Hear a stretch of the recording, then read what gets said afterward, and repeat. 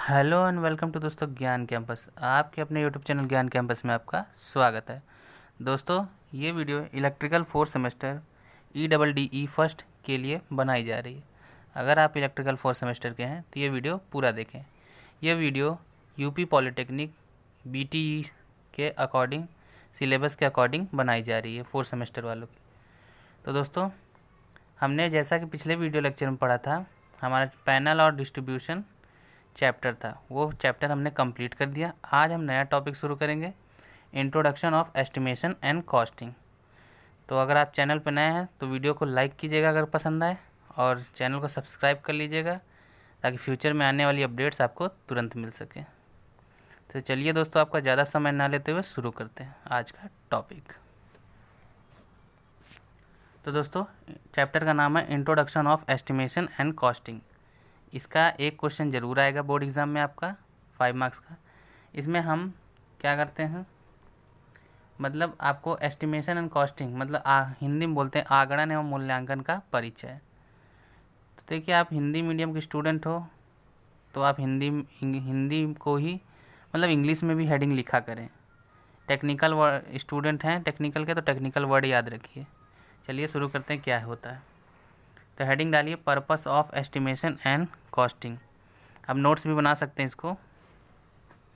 किसी भी electrical installation को या उससे जुड़े हुए कार्यों को सुचारू मतलब स्मूथ रूप से करने के लिए उस कार्य की रूपरेखा यानी लेआउट, उस कार्य में आवश्यक सामग्रियों का विवरण तथा उसकी लागत का अनुमान लगाना अत्यंत आवश्यक होता है।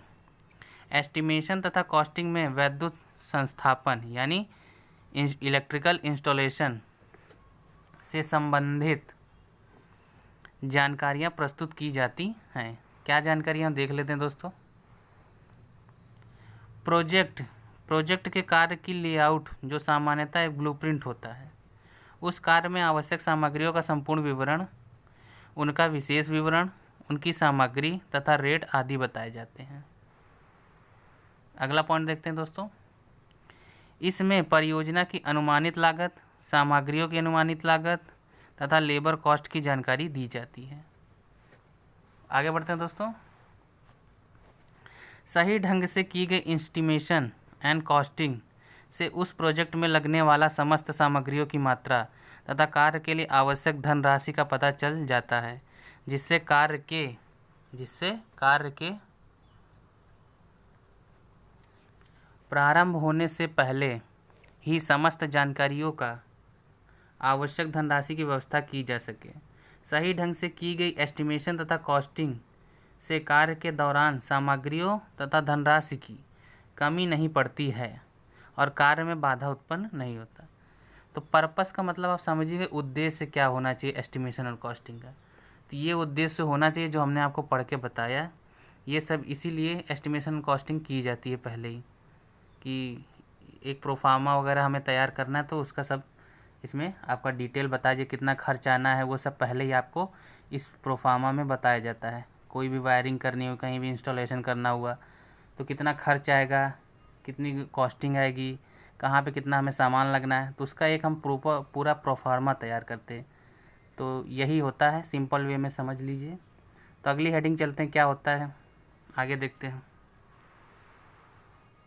प्रोफार्मा फॉर मेकिंग एस्टिमेट्स, ये आपका सिलेबस के अकॉर्डिंग है, यहाँ से सिलेबस आपका शुरू हो रहा है। तो चलिए देख लेते हैं क्या होता है। इलेक्ट्रिकल इंस्टॉलेशन में प्रयोग में लाए जाने वाले मटेरियल का एस्टिमेट्स बनाना आवश्यक होता है। एस्टिमेट बनाने के लिए प्रोफार्मा नीचे बनाए हुए हैं।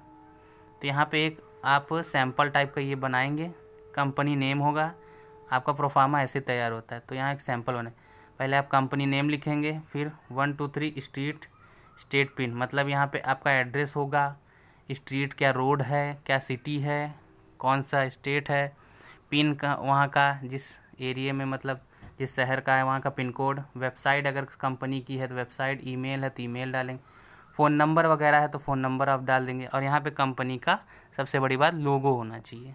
तो इस तरह का कुछ प्रोफार्मा आपको तैयार करना है। तो अब प्रोफार्मा पे बाद उसके बाद बिल कैसे तैयार करना है, बिल टू। तो बिल टू मतलब किसके लिए बिल बन रहा है, कॉन्टैक्ट नेम, यहाँ पे होना चाहिए। शिफ्ट टू मतलब किसको कौन किसको भेज रहा है, ये भेजने वाला कौन है। Contact name, estimate number XYZ मतलब जो भी नंबर होगा यहाँ पे। नेम ऑफ क्लाइंट कंपनी, जिस कंपनी के लिए आप प्रोफार्मा तैयार कर रहे हैं उसका नाम या फिर कंपनी का। क्लाइंट कंपनी नेम, देखिए डेट, जिस डेट में आप तैयार कर रहे हैं वहाँ डेट यहाँ लिखेंगे। ईमेल अगर है जिसका भी भेज रहे हैं, कंपनी का मतलब कंपनी का ईमेल कब तक वैलिड रहेगा ये प्रोफार्मा, वो डेट लिखनी है आपको, कितने दिनों तक वैलिड रहेगा। फ़ोन नंबर दोनों लोगों का। तो इस तरह आपका कुछ ये तैयार होगा, आप देख लीजिए। सबसे पहले हेडिंग डालेंगे, फिर उसका थोड़ा लिखने के बाद आप ये सैंपल दिखा देंगे। इसी तरह आप बोर्ड एग्ज़ाम में भी लिखेंगे, ये आपका प्रोफार्मा तैयार करने को आएगा। तो चलिए अब आगे बढ़ते हैं। तो दोस्तों फ़ोन नंबर एड्रेस के बाद हमारा मटेरियल्स की लिस्ट आती है। तो सीरियल नंबर मतलब कितने मटेरियल्स आप हैं वो नंबर तो आप जानते ही होंगे नॉर्मली। और यहाँ पे क्या बनेगा, name of the material and descriptions मतलब जो जिस सामान का आप बना रहे हैं प्रोफार्मा वो यहाँ पे एक एक करके लिखेंगे। क्वांटिटी, कितनी क्वांटिटी, 1 है 2 है 3 है, जैसे ELCB MCB वायर्स जो भी जितने भी हैं आप यहाँ पे मटेरियल और कितनी क्वांटिटी में है उस तरह लिखेंगे।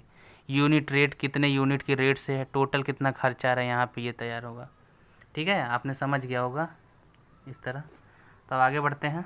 ये उसी के आगे लोगो वाले के आगे ही है, ये पूरा एक पेज में नहीं आ पाता तो इसलिए 2 पेज में बनाया गया है।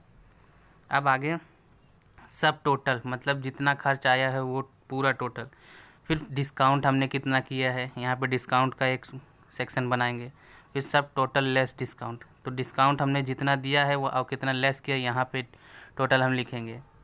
टैक्स रेट, कितना टैक्स रेट लगना चाहिए। फिर उसके बाद टोटल टैक्स कितना।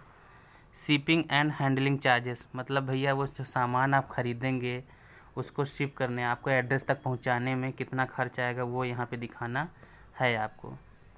ठीक है, फिर क्वार्ट टोटल मतलब जितना भी टोटल बिल हुआ है उसको एक यहाँ पे शो करेंगे। फिर यहाँ पे थैंक्स फॉर योर बिजनेस मतलब ख़रीदने के लिए धन्यवाद, यहाँ पे एक लाइन लिख देंगे, ऐड कर देंगे प्रोफेशनली जैसा होता है।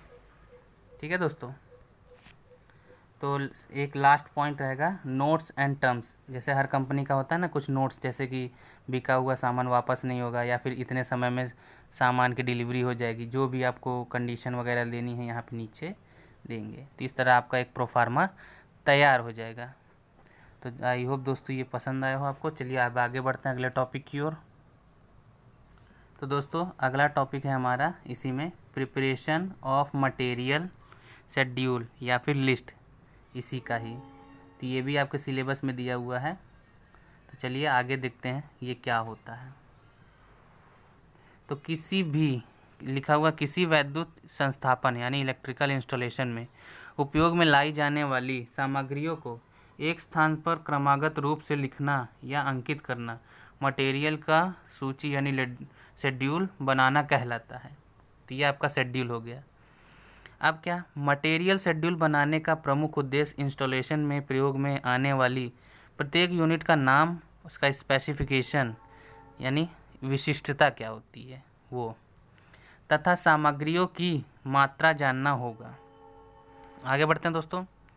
अतः सामग्री सूची में संस्थापन में प्रयोग की जाने वाली प्रत्येक इकाई तथा सामग्री की मात्रा, आकार, प्रकार, क्षमता तथा निर्माताओं यानी मेकर्स आदि का संपूर्ण स्पेसिफिकेशन अंकित की जाती है। ठीक है, जो सामान बन रहा है मेकर जो है वो सब इस पर प्रिंट किया जाता है। ये आपका प्रिपरेशन ऑफ होता है। अगली लाइन देखते हैं। मटेरियल शेड्यूल इस प्रकार बनाई जानी चाहिए कि उपयोग में आने वाला कोई भी सामग्री या यूनिट छूटे नहीं।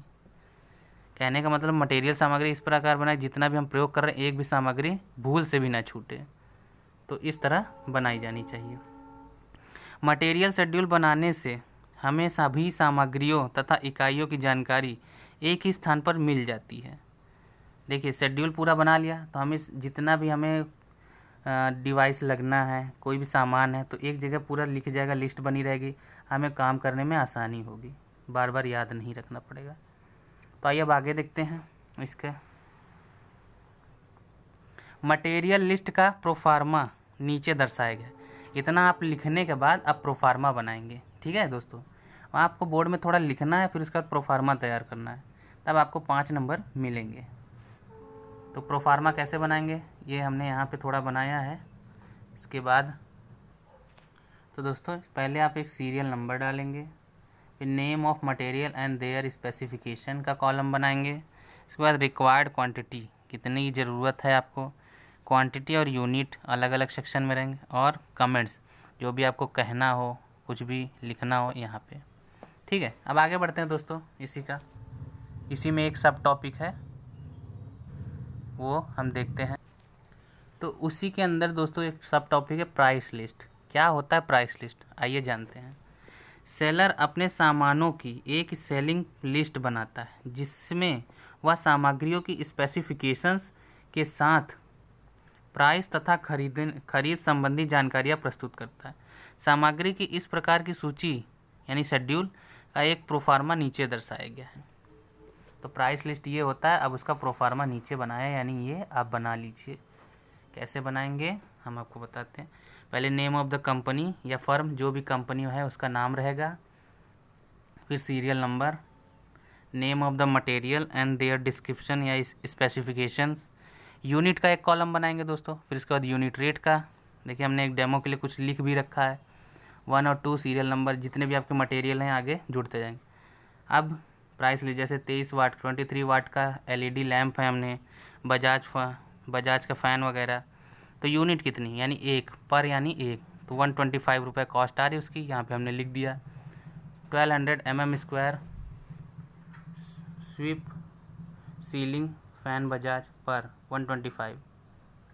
तो ये इस तरह ये आपका बन जाएगा लिस्ट।